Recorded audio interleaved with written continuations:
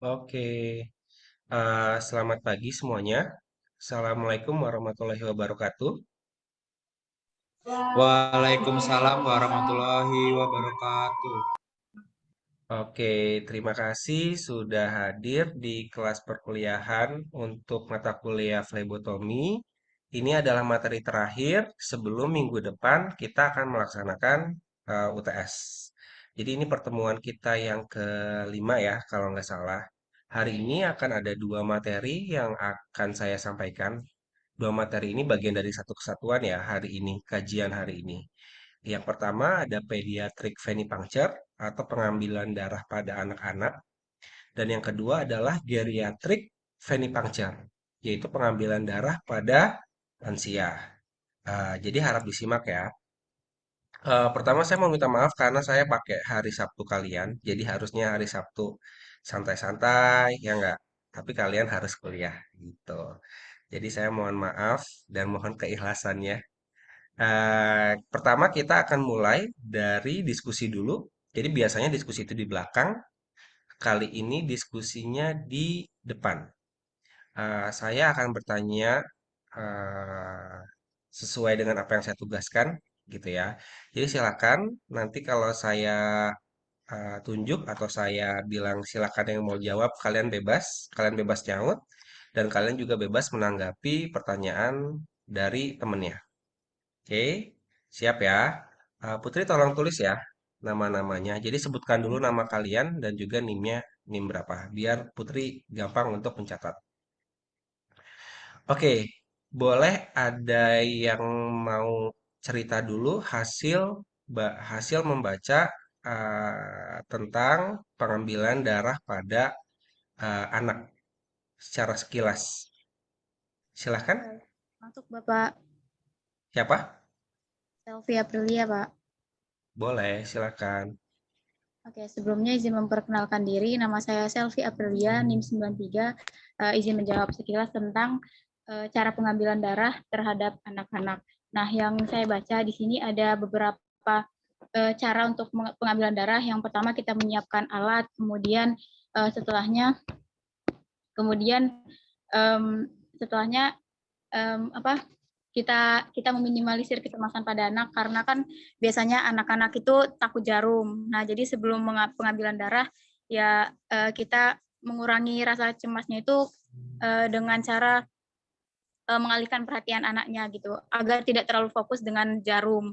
Nah, kemudian selama proses pengambilan darah itu kan kita mengalihkan perhatiannya. Kemudian setelah itu, setelah berhasil pengambilan darahnya itu, kita beri dia pilihan atau beri dia pujian pujian atau hadiah gitu Pak, agar dia tidak merasa cemas atau ketakutan gitu Pak. Mungkin itu sekilas Pak. Cukup Pak. Oke. Contoh pujiannya gimana tuh, Salvi? Kayak misalnya, wah hebat darah, wah hebat gitu. Masih kecil udah Hmm. berani gitu ambil darahnya gitu. Hmm, hmm, hmm. Oke. Thank you, Makasih Salvi, Pak. atas jawabannya. Ada yang mau nambahin dari Salvi? Ada? Bernando? Mau nambahin?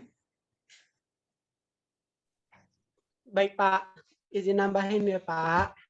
Ya, Nah tadi kan boleh. udah sampai, nah kalau menurut saya yang pertama itu kita komunikasi sama anaknya. Kita kayak biasa Pak, nanya-nanyain dulu, kamu kelas berapa gitu.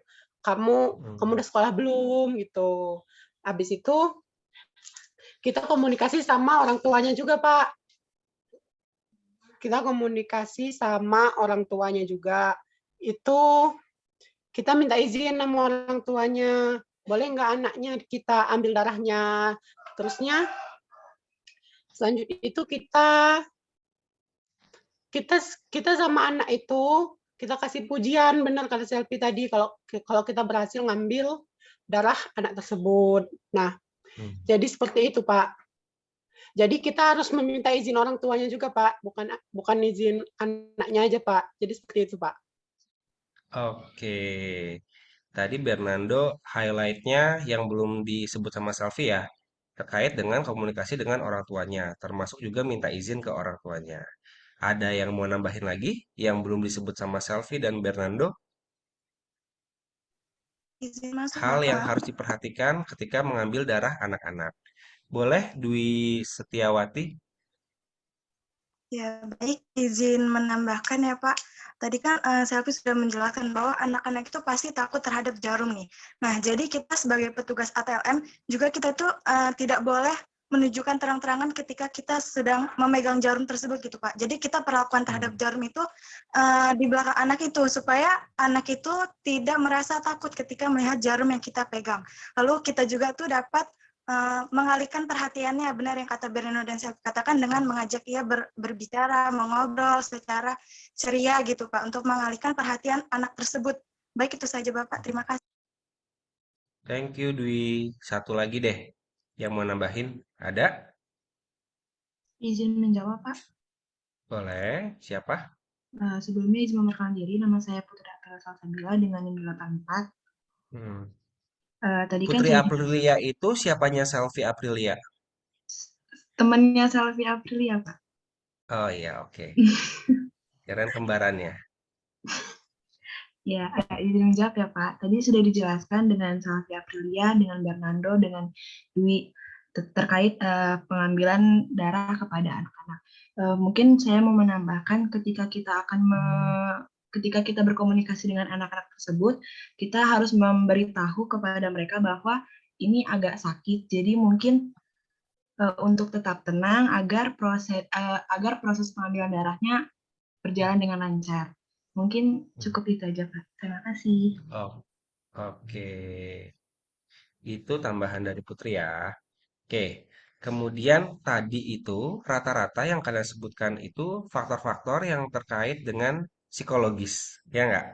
Tadi kalian mention soal bahwa anak nanti akan takut, anak akan cemas, gitu. Makanya kalian menyebutkan hal-hal yang bisa mengatasi rasa cemas dan rasa takut. Kayak tadi Dwi tadi eh, apa menyembunyikan jarumnya. Kemudian Selvi dan Bernardo juga mention soal berkomunikasi sama anaknya, sama orang tuanya juga, gitu ya.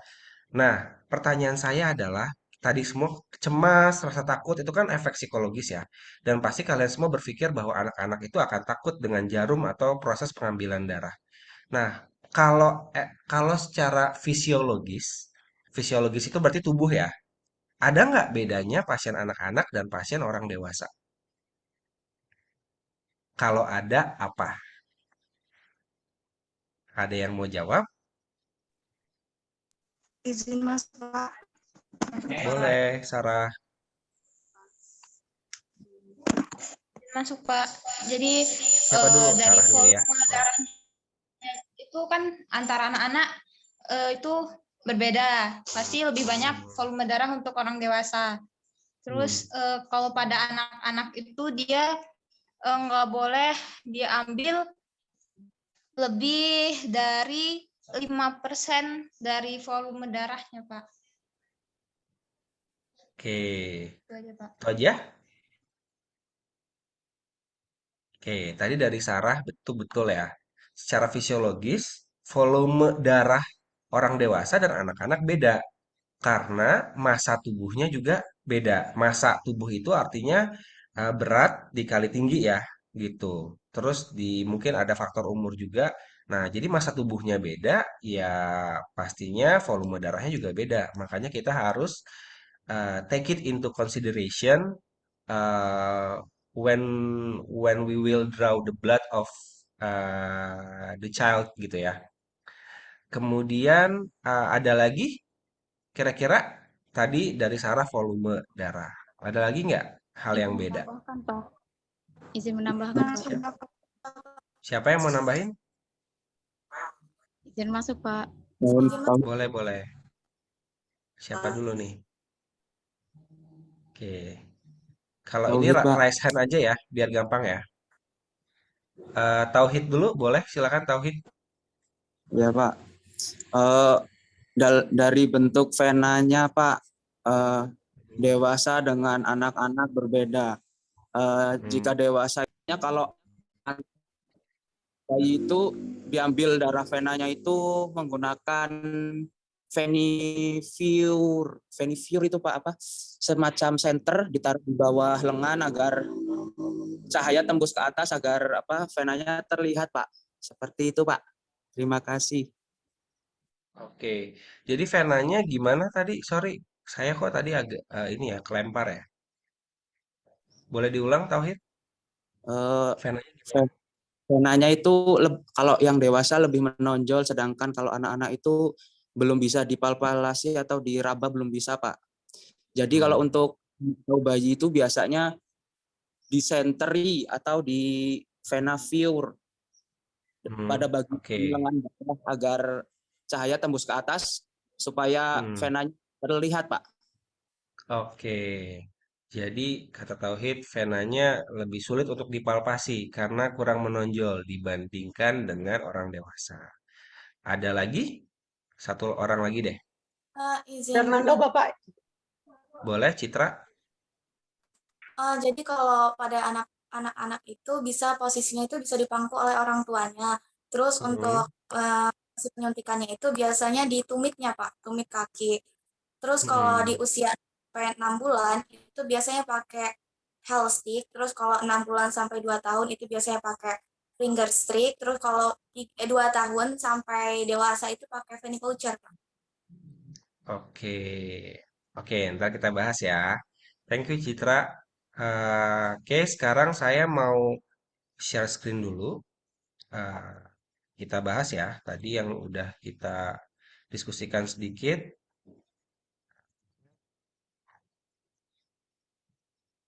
Oke, udah kelihatan belum slide saya? Sudah Sudah, Bapak. Udah, Bapak. Pak. Oh ya, oke. Jadi materi kita masuk ke ini ya, kita ngomongin dulu pediatric venipuncture atau pengambilan darah pada anak gitu. Nah, ini anak-anak ya, anak-anak yang mau kalian ambil darahnya, yang nanti bakal ngamuk gitu. Yang bakal ngamuk, yang ada yang ngamuk, ada yang nangis, ada yang marah-marah gitu. Kalau dididiknya jelek sama orang tuanya nanti dia ngomong kasar sama kalian gitu ya. Ada juga yang kalem gitu ya. Jadi karakter anak-anak itu macam-macam gitu. Sama kayak karakter kalian kan macam-macam. Cuma mereka lebih polos. Kalau kita sebagai orang dewasa kita lebih bisa menahan ekspresi kita. Tapi kalau anak-anak nggak bisa gitu. Kalau kita ada rasa nggak enak, kalau mereka enggak. Kalau mereka bodoh amat gitu. Jadi mereka lebih ekspresif dibandingkan kita sebagai orang dewasa. Nah, ya ini contoh anak-anak lagi ya. Ya ini contoh bayi gitu. Yang ini umur 1,5 tahun, yang ini umur 2 bulan gitu. Lebih kecil ya gitu. Ya ini keponakan saya sama anak saya gitu. Terus oke. Nah, kira-kira gitu. Nah, sekarang pertama adalah secara fisiologis, psychologic considerations. Hal-hal apa aja yang harus dipertimbangkan secara fisiologis, gitu ya. Fisiologis khusus untuk anak yang berbeda dengan orang dewasa. Nah, tadi benar kata siapa ya? Saya lupa. Kata Sarah ya. Children have a lower total blood volume than adults. Anak-anak itu punya total volume darah yang lebih rendah daripada orang-orang dewasa. Nah, itu yang harus jadi konsiderasi kita gitu. Makanya pengambilan darah anak-anak nggak boleh tuh dalam dalam jumlah yang masif gitu. Makanya anak-anak itu nggak boleh donor darah gitu ya. Nggak ada tuh donor darah buat anak-anak itu nggak ada. Karena volume darah mereka yang lebih sedikit dibandingkan orang dewasa. Kemudian sebagai contoh misalnya 150 lb, lb itu satuan lain selain kilogram ya. Kira-kira sekitar 65 kilo kalau nggak salah. Ntar saya cek lagi ya. Itu punya 5 liter darah gitu.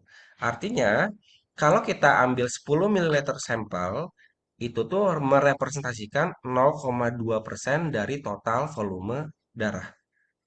Kita ini sebagai orang dewasa rata-rata 4 sampai 5 liter kan.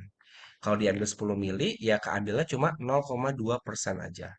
Nah, sedangkan kalau kalian ambil 10 mili dari anak-anak umur 1 tahun, itu tuh merepresentasikan kalian mengambil darah 1% dari total volume darahnya. Jadi beda banget ya, 0,2 sama 1 itu jauh gitu. Nah, terus kalau kalian ambil dari bayi baru lahir atau newborns, itu kalian mengambil 3% dari total volume darahnya. Kalau kalian ambil 10 mili. Nah, kemudian kalau removal of more than 10% of total blood volume can cause cardiac arrest. Jadi, kalau kalian mengambil lebih dari 10% dari volume total si pasien gitu ya, mau itu orang dewasa, mau itu anak-anak, itu bisa menyebabkan cardiac arrest, gagal jantung. Jantungnya tiba-tiba kehilangan darah gitu. Ya termasuk orang yang itu ya, orang yang kecelakaan ketika darahnya keluar gitu ya, keluar banyak, nah bisa mengakibatkan gagal jantung gitu. Apa limitnya adalah 10% dari total volume gitu. Kemudian, nah, repeated withdrawal, pengulangan pengambilan, bahkan dalam jumlah yang kecil itu bisa mengakibatkan iatrogenic anemia. Bisa menyebabkan anemia karena pengambilan darah. Itu disebutnya iatrogenic anemia. Jadi kalau terus-terusan diambil bisa menyebabkan anemia pada anak. Jadi benar-benar apa dokter itu harus berpikir banget gitu ketika minta tes lab untuk anak-anak atau untuk bayi. Apakah benar-benar dibutuhkan atau enggak? Jangan sampai pemeriksaannya enggak benar-benar dibutuhkan untuk si pasien. Ya, karena resikonya ada resikonya gitu. Pada orang dewasa aja kalau terusan diambil darah bisa anemia, apalagi pada anak-anak gitu. Nah, kemudian uh, infants and children, infants itu bayi dan juga anak-anak, nggak boleh diambil darah lebih dari 5% dari volume darah mereka dalam kurun waktu 24 jam. Jadi batasnya itu cuma 5%, nggak boleh lebih dari 5%. Kecuali ada kepentingan medis gitu yang benar-benar urgent gitu ya, karena butuh pemeriksaan banyak gitu. Gitu ya. Ini prinsipnya ini. Batasnya 5% untuk anak-anak dan untuk bayi dan nggak boleh dalam kurun waktu 24 jam. Nah, kemudian eh, pengambilan 3% atau kurang itu kita bisa bilang itu adalah maksimum. Walaupun walaupun batasnya 5%, tapi kita jaga-jaga di 3%. Gitu. 3% itu tadi kalau pada bayi artinya 10 mili itu udah paling maksimum. Nggak boleh lebih dalam dalam kurun waktu 24 jam. Gitu. Kemudian eh, terus ada aturannya lagi tidak boleh lebih dari 10% dalam kurun waktu 1 bulan. Kecuali dibolehkan secara medis gitu ada indikasi khusus ada penyakit khusus misalnya gitu jadi benar-benar harus dihitung ketika mau mengambil darah bayi itu harus ada catatannya diambilnya berapa mili gitu beda sama orang dewasa.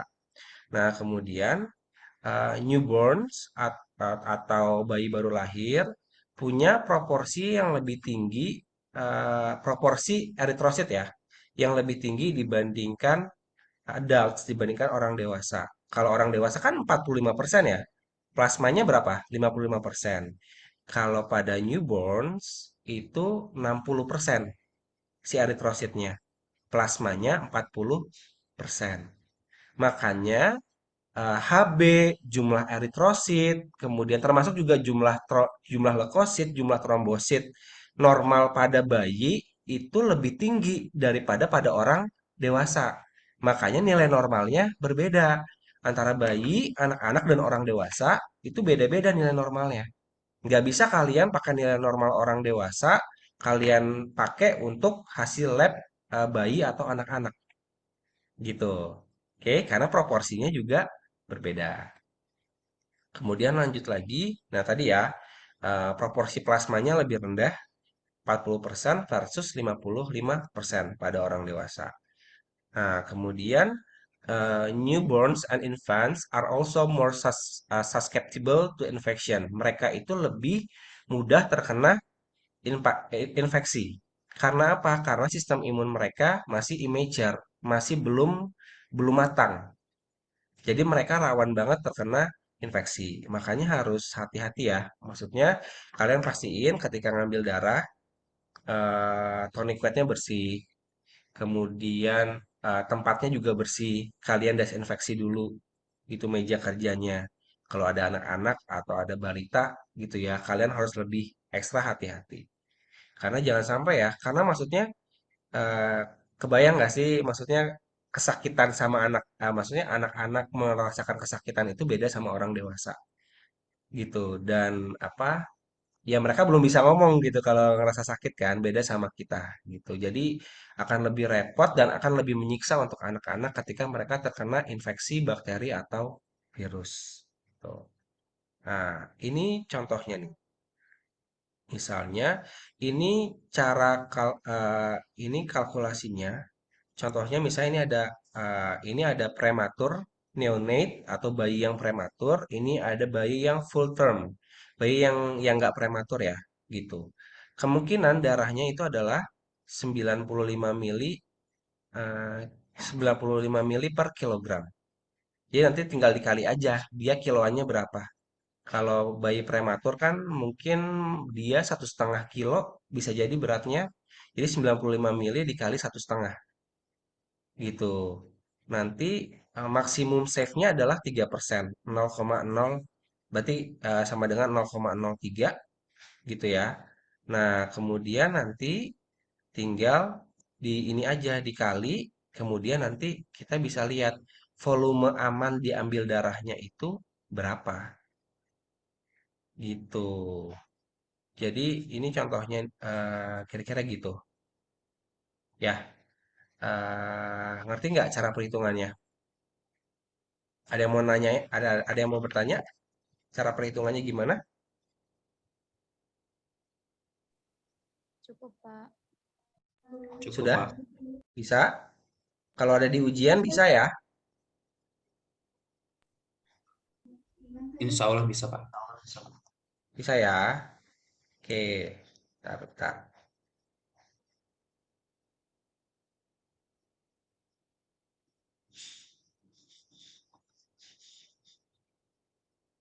Sebentar.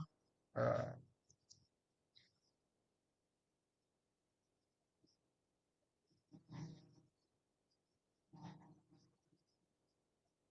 Oke, jadi caranya gini ya. Saya ulangi lagi ya, biar lebih clear. Caranya, misalnya ini contohnya ya. 80, ini kan bayi nih. Bayi dengan berat 3,2 kilo, estimasinya 80 mililiter per kilogram. Jadi 80 dikali 3,2 dikali 0,03. Jadi 7,68. 7,68 ini adalah volume aman untuk diambil selama 24 jam. Jadi nggak boleh lebih dari ini. Paham ya? Oke, ini nanti ada di soal ujian. Ini saya kasih tahu aja ya. Ini nanti ada di soal ujian minggu depan. Jadi harus bisa. Oke, lanjut lagi. Masih oke.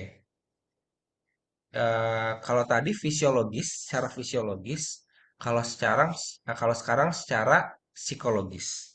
Jadi consideration apa atau pertimbangan apa yang harus kalian pikirkan secara psikologis ketika kalian mengambil pasien bayi atau anak-anak. Oke, yang pertama, children differ in their levels of understanding. Nah, ability to cooperate and anxiety about medical procedures. Jadi, setiap anak itu punya pemahaman yang beda-beda, punya kemampuan untuk bekerja sama yang beda-beda, dan punya kecemasan yang berbeda-beda tentang prosedur medis, prosedur medikal, gitu. Itu tergantung dengan pola asuh dari orang tuanya. Kalau orang tuanya suka nakut-nakutin gitu, nakut-nakutin dari awal jarum suntik, nakut-nakutin misalnya kalau ke rumah sakit nanti disuntik nanti sakit misalnya. Terus kalau ke dokter nanti apa ya pasti kaitannya sama selalu sama jarum ya. Mereka nanti jadi takut sama orang yang pakai baju putih gitu. Mereka jadi lebih cemas, bisa lebih cemas. Dan semua anak itu misalnya kalian kasih pengertian belum tentu bisa mengerti gitu. Tapi yang saya tekankan di sini jangan remehkan anak-anak. Jadi mentang-mentang mereka anak-anak, jadi kalian berpikir udahlah nggak usah saya jelasin gitu.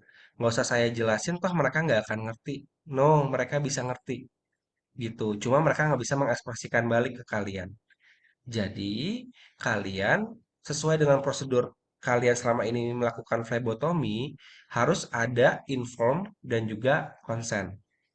Jadi kalian menerangkan ke orang tua dan juga ke anak-anaknya.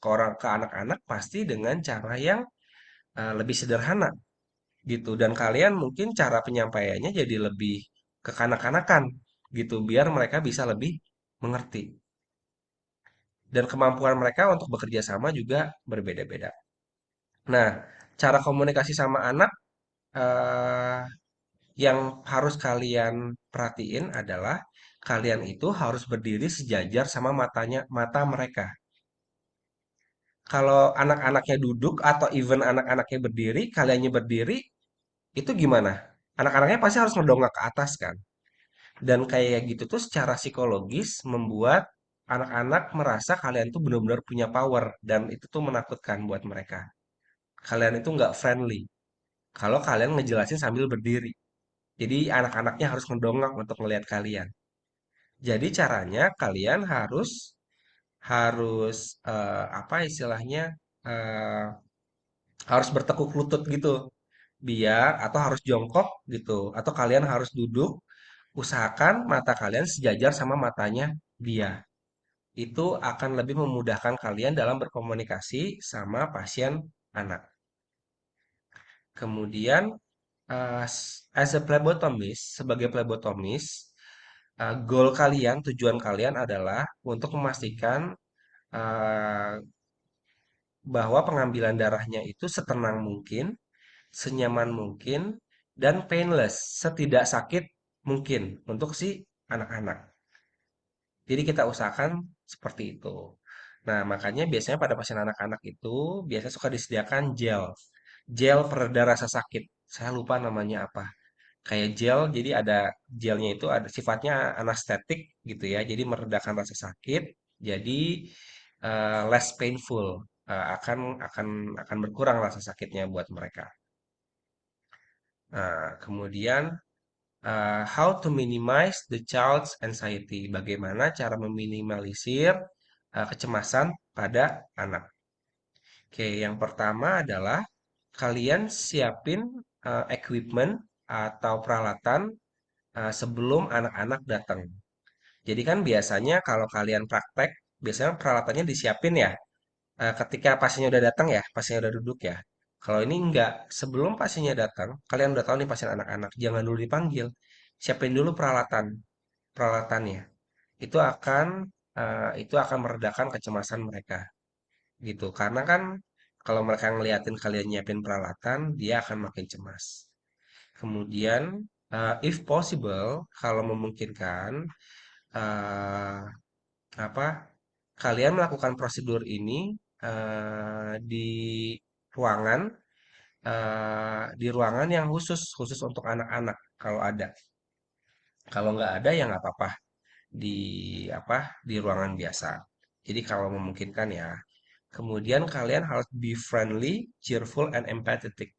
Jadi kalian harus ramah, harus kayak temen gitu. Kalian harus ceria dan harus empati. Empathetic itu kalian harus empati.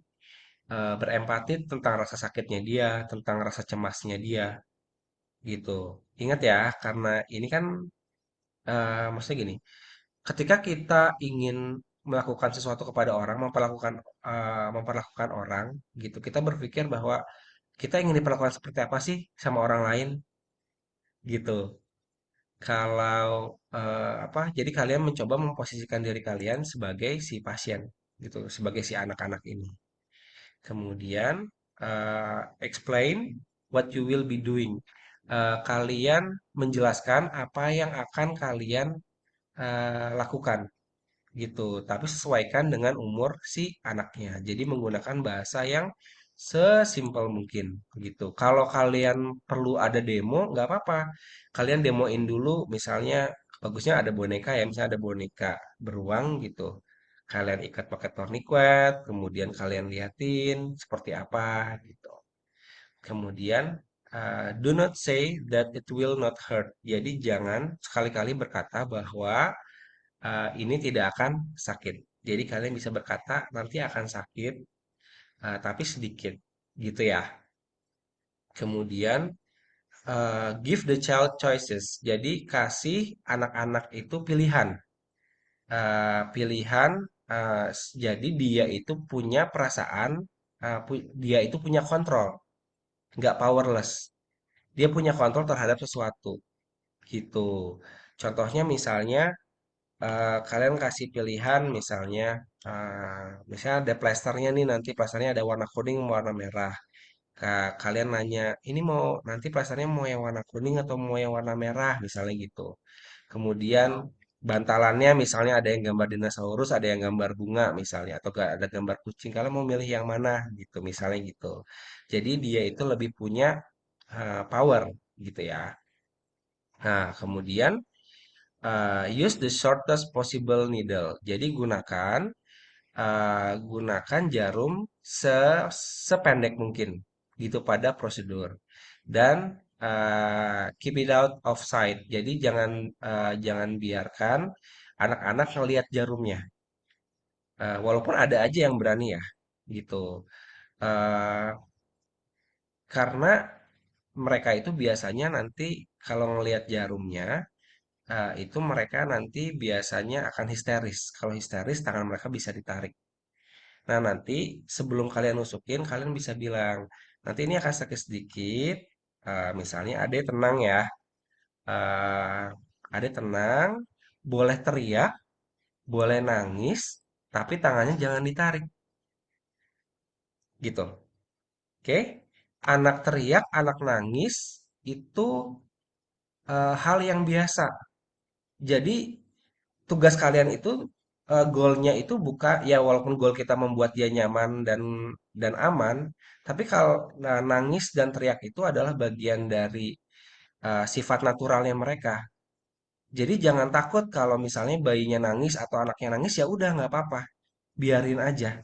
Itu adalah mekanisme mereka dalam menangani rasa sakit gitu. Jadi ya udah, yang penting jangan ditarik dianya si jarumnya. Gitu ya. Jadi jangan takut sama anak yang nangis, jangan takut sama anak yang teriak. Biarin aja mereka teriak dan nangis. Kemudian distract the child just before the actual stick so that he or she is looking away. Jadi kalian bisa mendistraksi atau mengalihkan perhatian anak-anak tersebut sebelum jarumnya dimasukkan gitu. Nah, ini bisa dibantu juga sama orang tua gitu atau misalnya sama teman kalian juga misalnya gitu.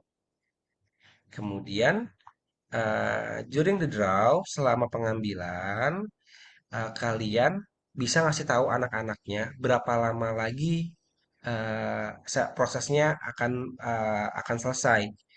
Jadi itu tuh bisa meredakan kecemasan mereka. Jadi nanti misalnya anak-anak nih udah bisa ngitung, kalian suruh misalnya ini kalian udah masuk nih darahnya udah masuk. Kalau kalian bisa nyuruh coba hitung 1 sampai 5 gitu. Coba hitung 1 sampai 10 nanti udah selesai gitu. Jadi dia lebih punya kontrol sama apa yang terjadi sama dia. Kemudian setelah semua selesai, kalian puji anak-anaknya gitu. Jangan lupa dipuji gitu bahwa mereka hebat, kalau mereka keren gitu. Kemudian kalian juga bisa ngasih reward, bisa ngasih hadiah kecil kalau misalnya di rumah sakit menyediakan ya gitu. Ya, misalnya biskuit mungkin atau ada coklat dan lain sebagainya. Atau misalnya ada boneka kecil, gantungan kunci dan lain sebagainya. Oke. Ada pertanyaan dulu sebelum kita lanjut? Silakan. Izin bertanya, Pak. Boleh. Khairutunisa. Oke, ya, jadi pertanyaan saya tuh gimana nih Pak kalau kita tuh udah ngelakuin hal-hal yang udah disebutin Bapak tadi, pengambilan darah pada anak udah senyaman mungkin, udah seramah mungkin, dan udah sesuai dengan petunjuknya gitu. Tapi kalau misalnya tiba-tiba anak nih tantrum dan jadi panik, orang tua panik, anak panik, dan itu kita belum dapat sampel darahnya nih. Langkah selanjutnya tuh respon kita tuh bagaimana, dan kita lanjutin pengambilan sampel atau bagaimana nih Pak untuk pada orang tua dan anaknya sendiri.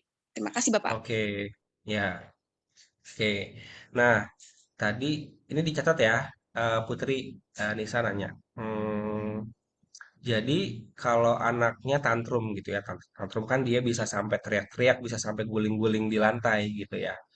Eh, ini eh, kalau anak tantrum gitu, sebenarnya kan yang paling bertanggung jawab adalah orang tuanya. Dan nggak semua orang tua bisa menghandle tantrumnya anak gitu. Ada anak yang tantrum langsung dimarahin, ada anak yang tantrum langsung digendong, dialihin perhatiannya gitu. Nah, kalau anak tantrum kemudian kalian alihin perhatiannya itu nggak akan menyelesaikan masalah. Ketika perhatian dia terhadap sesuatu habis, dia akan nangis lagi gitu. Jadi kalau misalnya kita belum dapat darah nih, kita udah buat senyaman mungkin, kita udah komunikasinya udah bagus gitu. Kita break dulu, jangan dilanjutin. Jadi tunggu sebentar, kalian ke pasien yang lain dulu gitu. Jadi biarin dia reda dulu emosinya. Kalau dia udah reda, udah tenang, baru mulai lagi prosedurnya. Gitu. Oke. Eh, jadi ya itu sih. Dan kita harus bisa komunikasi sama orang tuanya. Bisa jadi kan orang tuanya juga ini ya, orang tuanya juga maksa juga dia lagi tantrum tapi dipaksa. Sedangkan masalahnya adalah ini tuh kita kaitannya sama jarum, sama benda yang tajam gitu. Jadi kalau tantrum justru berbahaya gitu. Jadi lebih baik minta kasih kasih pengertian ke orang tuanya juga, tunggu sampai reda dulu emosinya dia. Itu ya Nisa ya. Oke. Dan nanti kalian juga bisa minta, kalian jangan sungkan-sungkan untuk minta tolong sama senior kalian, atau bisa minta tolong sama perawat, gitu. Kalau kalian nggak bisa menghandle sendiri, gitu. Kemudian ada lagi pertanyaan? Oke, kalau nggak ada, kita lanjut lagi ya. Oke, ini involvement of parents and siblings. Jadi keterlibatan dari orang tua dan juga siblings atau siblings itu saudara, saudaranya si anak. Bisa kakaknya atau bisa adiknya. Nah, yang pertama kita bisa tanya, ask the parent whether the child has had blood drawn previously. Kalian bisa nanya ke orang tuanya, si anak ini pernah diambil darahnya atau enggak gitu sebelumnya. Kalau iya, kalian bertanya teknik apa yang biasa dilakukan biar kecemasannya dia berkurang. Jadi kan kalian jadi punya strategi yang lebih bagus gitu. Dan orang tua juga biasanya mereka kalau anaknya udah pernah diambil darah, kemudian mereka udah tahu teknik supaya dia kalem, pasti akan dilakukan lagi hal yang sama gitu. Memang yang paling bagus adalah kalau sebagai orang tua ya, sebelum ke rumah sakit atau sebelum ke laboratorium, mereka itu harus berkomunikasi dulu sama si anak. Harus cerita dulu ke anak, nanti kalian masuk ke rumah sakit. Nanti di rumah sakit akan diambil darah. Kenapa diambil darah? Supaya dicek penyakitnya apa. Supaya adik bisa sehat lagi, bisa main lagi. Terus berulang dikasih tahu seperti itu. Jadi mereka udah punya gambaran, udah punya imajinasi seperti apa. Biasanya kalau mereka tiba-tiba ke rumah sakit gitu ya, dalam tanda kutip diculik ke rumah sakit, ya mereka akan cemas banget gitu. Kemudian eh, parents or siblings, orang tua atau saudara itu bisa membantu mendistract, bisa membantu mengalihkan perhatian dan bisa membuat nyaman si anak-anak dengan kehadiran mereka. Tapi bisa juga sebaliknya gitu. Jadi jangan salah ya. Sebelum orang tuanya datang, kalian harus bisa tahu nih, ini orang tuanya jenis yang kayak gimana. Bisa membuat nyaman atau membuat tidak nyaman. Kalian harus bisa menilai itu.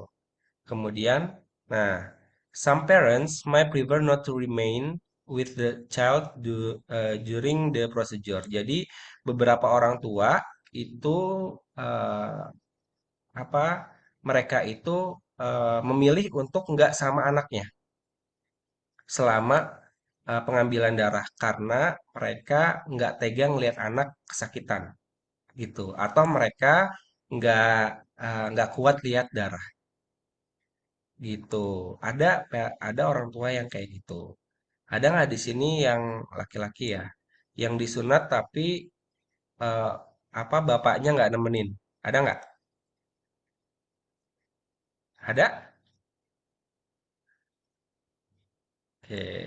Nah, jadi Tauhid bapaknya nemenin nggak? Ditemenin Pak masuk. Oh, masuk, iya. Kalau bapak saya nggak masuk gitu. Ibu saya lahiran, bapak saya nggak pernah masuk karena dia nggak tega gitu. Bukan nggak peduli, tapi nggak tega. Ada orang tua yang seperti itu. Jadi nggak semua orang tua mau untuk nemenin anaknya karena dia nggak tega. Nah, in some cases, di beberapa kasus, orang tua bisa membuat anak-anak lebih cemas lewat kata-katanya mereka atau lewat reaksinya mereka. Saya lupa, saya udah pernah cerita belum sih ke kalian? Kayaknya ke kelas yang satunya lagi deh. Eh, udah pernah ya kayaknya. Sudah Pak waktu di Yang, kelas. ya, exactly. Sama, kasusnya seperti itu. Jadi reaksi orang tua itu bisa membuat anak-anak lebih cemas. Nah, kemudian kalau anak-anak butuh restraining itu pengikat gitu ya. Kalian harus cek dulu regulasi di rumah sakitnya seperti apa terkait dengan penggunaan pengikat gitu. Kalau benar-benar butuh ya, dan anak-anaknya harus diikat banget gitu. Nah, kalian harus tanya dulu ke atasan kalian, itu boleh atau enggak. Jadi jangan sampai misalnya secara aturan nggak ada misalnya, terus bos kalian juga nggak tahu misalnya. Nanti kalau ada tuntutan gimana dari orang tuanya? Ini anak saya kayak pasien sakit jiwa di ini di diikat-ikat kayak gitu misalnya gitu. Nah, kemudian eh, pengambilan darah pada anak-anak itu dilakukan eh, bisa dengan si anak-anaknya duduk di pangkuan orang tuanya, kemudian bisa dengan tidur gitu ya. Bisa dengan tidur juga atau misalnya si orang tuanya itu memeluk si anaknya itu juga bisa. Ini contohnya ya. Ini contohnya, ini di pangkuan si orang tuanya, dia dipangku si anaknya atau dia dalam kondisi tidur gitu. Jadi kalian harus ikut membantu ini dulu orang tua itu kan orang tua tuh belum tentu pengalaman dalam mangku anak yang mau diambil darah. Jadi kalian harus membantu posisi orang tuanya juga. Contohnya gini. Nah, ini contohnya. Kalau dalam kondisi tidur, ini lutut dia itu bisa nekuk. Jadi harus dikunci. Kalau misalnya ada dua orang, lututnya harus dikunci. Gitu. Kemudian badannya dikunci juga sama tangan yang satunya dikunci. Ini sama yang tangan yang satu lagi dipegang. Gitu. Kalian harus membantu posisi bapaknya atau ibunya ketika ngambil darah harus seperti ini. Jangan sampai ada bagian yang nggak kekunci. Misalnya tangan ini nggak kekunci, dia bisa megang tangan kita. Kalau tangan ini nggak kekunci. Nah, ini ketika duduk seperti ini. Kalian lihat anak ini diapit sama lutut orang tuanya, sama paha orang tuanya. Harus seperti ini. Jadi dia nggak akan nendang-nendang kalian. Kalau nendang, semua badannya bergetar, bergerak gitu. Ini dikunci lagi tangan satunya, yang ini megang, yang ini megang. Gitu. Harus kayak gini biar aman dan biar nyaman. Oke, sekarang kita masuk ke venipuncture in newborns. Venipuncture untuk bayi baru lahir. Sebelum ke sini ada pertanyaan lagi? Ada? Oke, kalau nggak ada kita lanjut ya. Oke, yang pertama, kalau kalian ngambil darah pada anak bayi, itu kalian nggak perlu ini tourniquet gitu. Jadi kalian cukup bendung pakai tangan kalian, itu bisa. Kemudian, terutama kalau misalnya kalian ngambilnya di bagian itu ya, bagian punggung tangan ya, di bagian punggung tangan itu nggak perlu pakai tourniquet. Kemudian kalian flex the wrist, jadi kalian pencet secara gentle, secara lembut gitu, untuk melihat eh, untuk melihat pembuluh darah di bagian permukaan tangan. Jadi di sini ya prioritasnya untuk bayi baru lahir, tangan saya nggak kelihatan ya gara-gara tutup. Nah, di sini. Untuk bayi baru lahir prioritasnya di sini bukan di vena antekubital fossa yang biasa. Kemudian kalian pakai needle yang ukuran 23, kemudian masukin 3 sampai 5 milimeter ke dalam vena. Nah, kemudian kalian secara perlahan tarik gitu kalau darahnya udah masuk ke hub. Kemudian ketika darahnya udah mengalir, kamu bisa rilis atau bisa melepaskan tangan kamu pelan-pelan gitu. Kemudian kalian saat tangan yang bebas itu pelan-pelan juga lepas jarumnya. Nah, kalian bisa pakai micro tiner tubes. Jadi tabung yang kecil ya, bukan tabung yang besar kayak biasa. Nah, setelah pengambilan darah dengan jarum, kalian kalian pressure kalian tekan dengan kapas yang steril untuk menghentikan perdarahan gitu. Nah, sebaiknya tidak pakai plester. Sebaiknya kalau udah darahnya udah berhenti, sebaiknya nggak perlu pakai plester karena dia tuh bisa jadi nanti kemut tangannya dan plesternya nanti kejilat gitu. Jadi sebaiknya kalaupun pakai nggak perlu lama-lama ditempel. Ya, maksudnya kalau kalian bisa bilang ke perawatnya, ini tolong dilepas ya setengah jam kemudian, gitu. Jadi nggak lama-lama mereka makainya. Nah, kemudian kalian harus record volume. Kalian harus catat volume darah yang diambil, gitu ya, sesuai dengan protokol di rumah sakit. Nah, ini contohnya, kita lihat ya.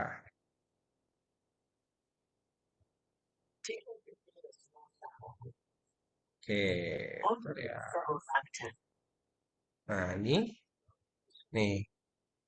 Nah, kalian gini, sorry. Nah, kalian pegangnya seperti ini. Nanti venanya akan kelihatan ya di sini ya. Nah, kalian bisa nah, oke. Nah, kalau ini di antekubital fossa ya, tetap bisa ya, tetap di sini bisa juga. Nah, ini pakai butterfly. Jadi dia lebih kecil.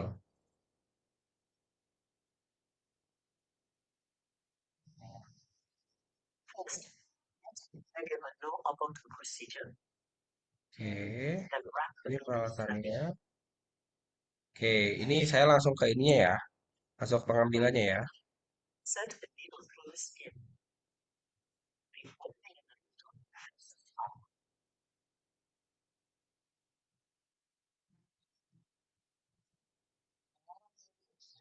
Nah, nah nanti darahnya keluar.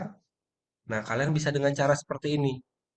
Darahnya ditampung. Nah, tapi ini sambil di squeeze, sambil ditekan-tekan. Saat dia keluar dan akan deras. Gitu.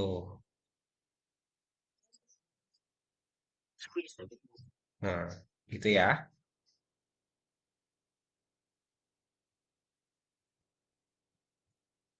Harus rapih. Kalau kalian nggak rapih kerjanya, nanti sarung tangan kalian akan belepotan dengan darahnya dia. Oke, jadi ini harus hati-hati ya kalau pakai antikoagulan. Artinya kan harus harus cepat di itu ya.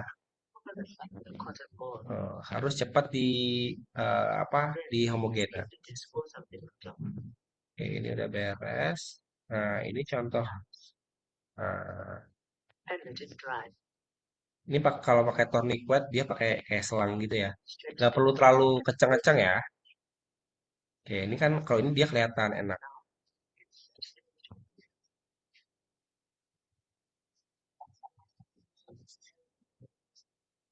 Oke, ini pasti lebih gampang kalau kayak gini. Cuma biasanya karena yang di lengan bagian sini itu sulit untuk kalau untuk bayi.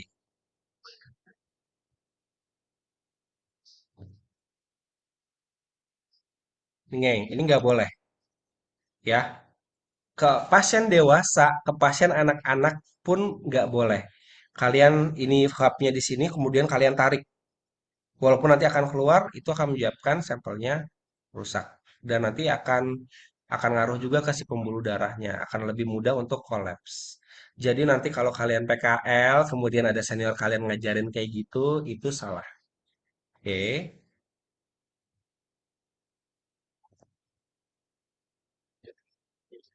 Oke. Ini pakai wings needle, nanti kalian belajar juga.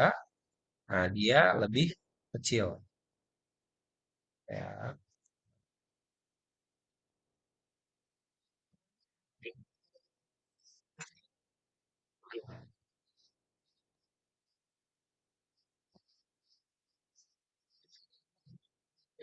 Kalau dia nunggu ini ngalir. Kalau sebenarnya bisa pakai itu juga. Ada yang sifatnya vakum juga. Oke. Nah, ini kalau ini attach ke si ininya. Nah, masuk ke si ringnya.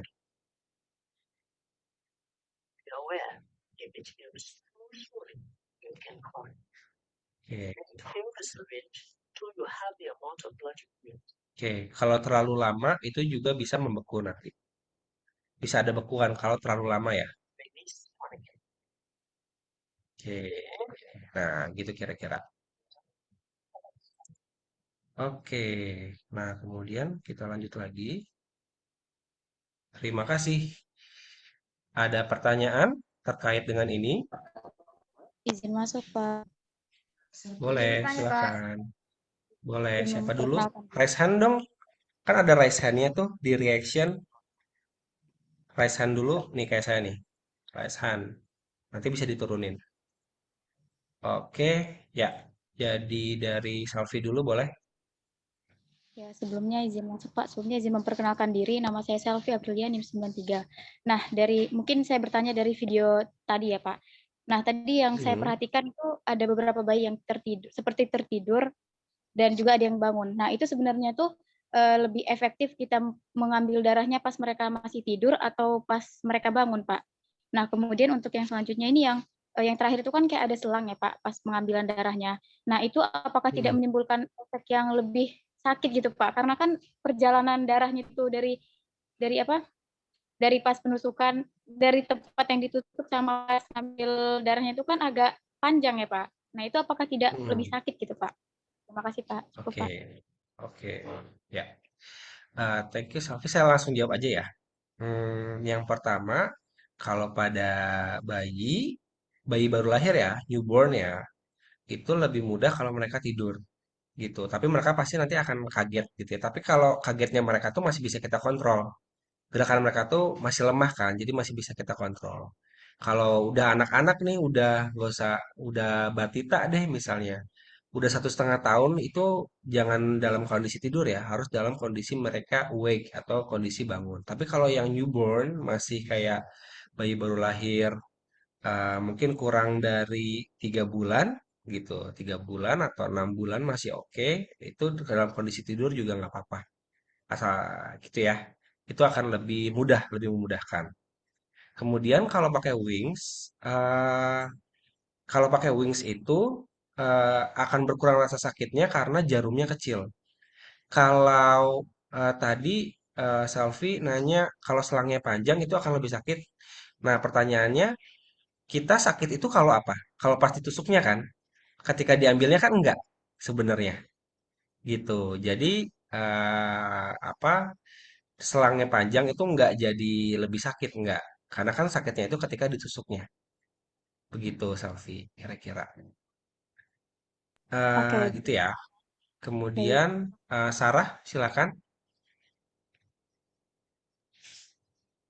Iya Pak, izin masuk.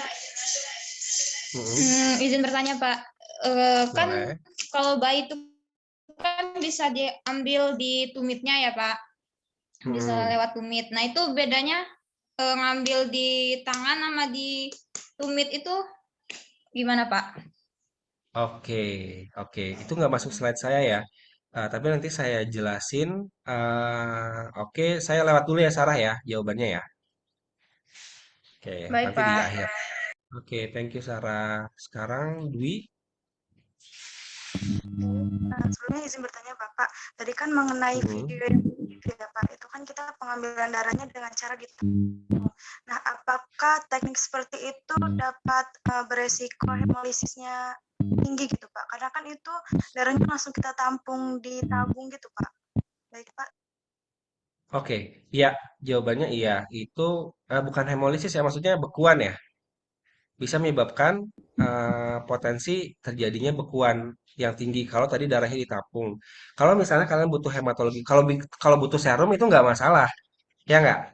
Kalau butuh serum itu nggak masalah. Tapi kalau butuhnya darah dengan antikoagulan itu potensinya tinggi untuk beku. Makanya harus segera tuh begitu udah masuk kalian tutup, kemudian kalian homogenkan.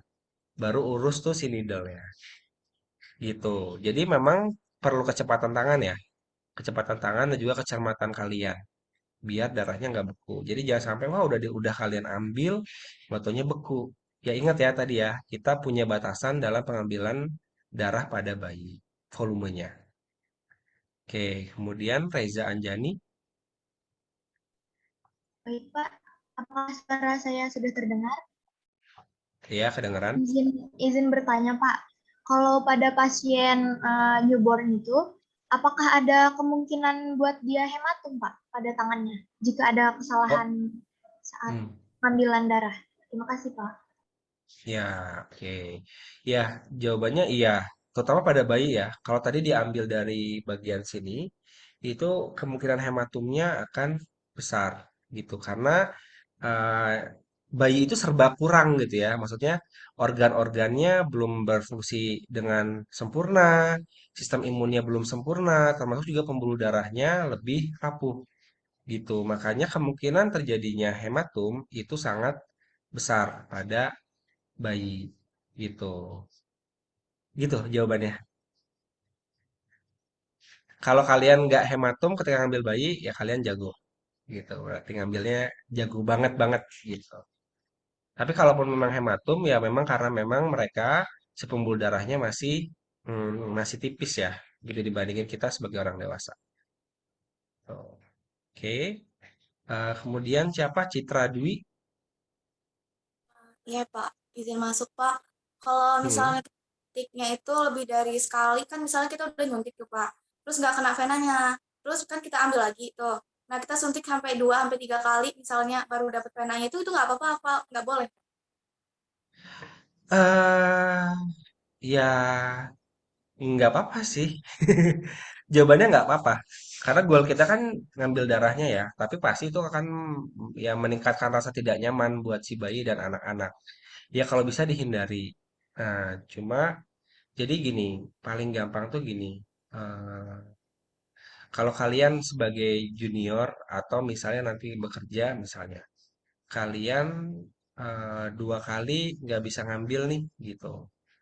Kalian yang ketiga kali bisa gantian sama orang lain, gantian sama teman kalian. Gitu, minta tolong orang lain gitu. Jadi semua beban hidup ini nggak harus semua kalian yang nanggung gitu. Jadi kalian bisa minta bantuan orang lain gitu ya. Jadi gitu. Ya tapi ya eh, nggak masalah, tapi akan meningkatkan ketidaknyamanan buat si pasiennya gitu. Oke, kalau terlalu sering ya lebih baik break dulu ya. Berarti maksudnya kita belum kompeten, udah kasihin ke orang lain aja dah gitu.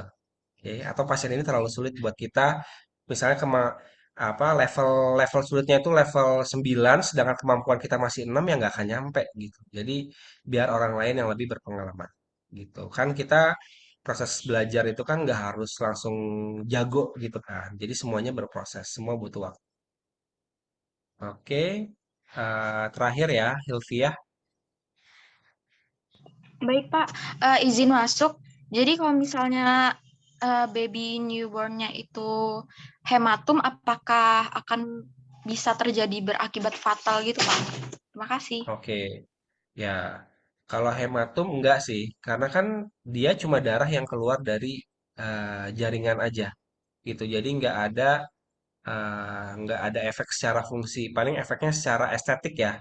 Secara estetik itu nggak indah buat dipandang gitu. Nah biasanya ada gel gel untuk pereda hematum, trombopop kalau nggak salah. Nah itu bisa dioleskan ke si bayi gitu. Tapi harus dibaca dulu ya di itunya apa di kemasan obatnya ini aman untuk bayi atau tidak.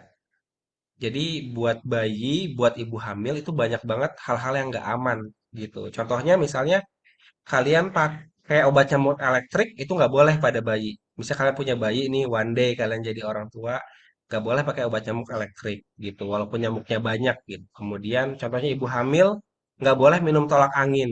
Di kemasannya ada tuh di belakangnya tidak boleh untuk ibu hamil. Jadi pantangan untuk bayi dan ibu hamil itu ada banyak. Ketika kita mau ngasih obat atau mau minum obat. Jadi harus dibaca dulu prosedurnya.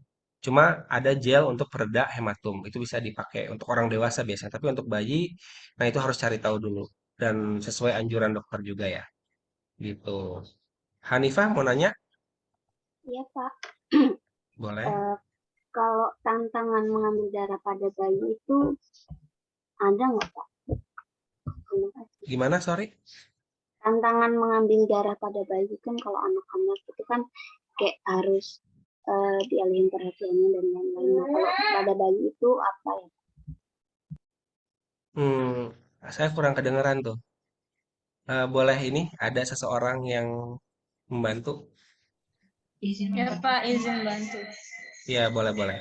Tadi kata Hanifah apa? Tantangan dalam mengambil ini, Pak, sampel pada bayi. Oke, tantangannya ya, oke. Tantangannya ya yang pertama itu ya, tadi orang tua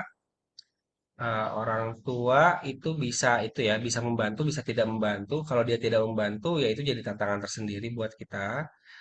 Eh, apa kalau dia ini ya pasien rawat jalan ya, gitu. Makanya nanti kalian bisa bilang bahwa ini bayinya tinggalin sama saya aja, gitu ya. Jadi orang tuanya tidak ikut, gitu ya. Kalau sekiranya orang tuanya tidak akan membantu.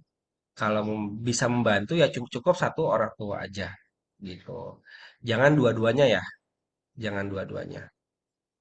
Kemudian yang kedua adalah tantangannya apalagi ya? Ya kalau kita gugup atau nervous karena pertama kali atau karena masih awal-awal kalian ngambil bayi, ya masalahnya bukan pada di bayi, masalahnya banyaknya di kita ya. Karena kaliannya nervous, jadi apa ya? Kalian tremor, jadi kemungkinan gagalnya akan besar gitu. Kayaknya sejauh ini itu sih tantangan pada bayi. Oh ya, kemudian misalnya gini, misalnya kita yang sulit itu kalau misalnya periksa bilirubin kan butuh serum yang banyak gitu. Sedangkan kalian cuma bisa ngambil 2 mili misalnya gitu. Nah, itu yang sulit itu ya kalian harus ambil lagi atau kalian harus minta tolong ke rekan kerja kalian yang lain. Jadi kerjanya jadi lebih lama gitu. Tantangannya itu makan waktu lebih lama ngambil darah bayi itu. Makanya kalau saya dulu di rumah sakit, kalau shift malam itu kan ngambil keliling tuh, keliling ruang rawat inap. Bayi itu paling akhir, jangan paling pertama, karena dia makan waktu lebih banyak gitu. Kalau kita kelamaan di ruang bayi, nanti yang lain nggak keambil. Pasien yang dewasa keburu mandi, keburu makan. Kalau udah makan tuh udah repot aja. Dia lagi makan terus kita datang tuh nggak enak buat si pasiennya gitu. Jadi karena butuh waktu lebih lama pada bayi, usahakan prioritasnya di akhir ya. Kalau kalian ngambil di rawat inap gitu. Itu ya kira-kira Hanifah ya. Oke. Buat Sarah, nanti saya coba share screen ya. Share screen ininya. Ininya apa? Si health stick-nya dari Tumit seperti apa?